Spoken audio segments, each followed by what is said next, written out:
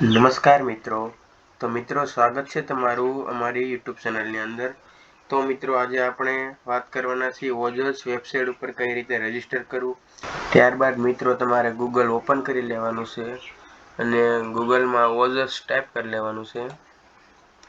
ત્યારબાદ online job application system ઓજસ તેના પર ક્લિક કરવાનું છે.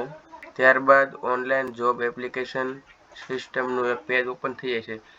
તેમાં તમારે રજીસ્ટર ઉપર ક્લિક કરવાનું છે. ત્યારબાદ અપ્લાય અને ત્યારબાદ થોડીક સૂચના છે અને ત્યારબાદ આઈ એગ્રી ઉપર ક્લિક કરવાનું છે.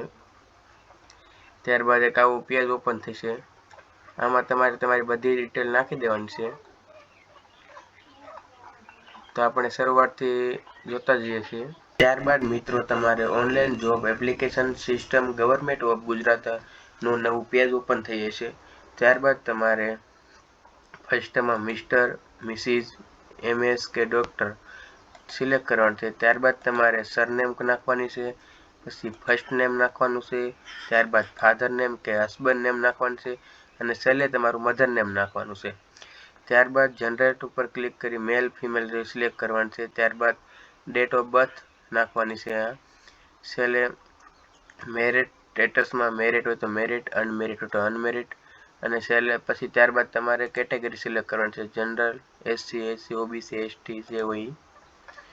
ત્યારબાદ તમારે પ્રેઝન્ટ એડ્રેસ નાખવાનું છે.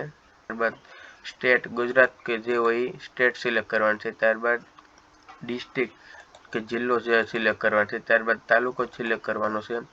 ત્યારબાદ પિનકોડ સિલેક્ટ કરવાનો છે. ત્યારબાદ મોબાઈલ નંબર નાખવાનો છે તમારો. નેશનાલિટી, ત્યારબાદ તમે ઇન્ડિયન હોય તો ઇન્ડિયન જે હોય એ સિલેક્ટ કરી નાખવાનું છે.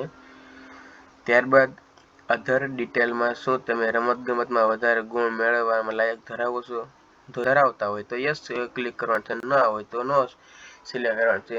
ત્યારબાદ તમે વિધવા હોય તો યસ અને ના હોય તો વિધવા તો નો. વિધવા હોય તો યસ ક્લિક કરવાનું છે. ત્યારબાદ તમે આર્મી, નેવી, એરફોર્સમાં પહેલાં રહી ચૂક્યા હોય તો તમે યસ સિલેક્ટ કરવાનું હોય છે.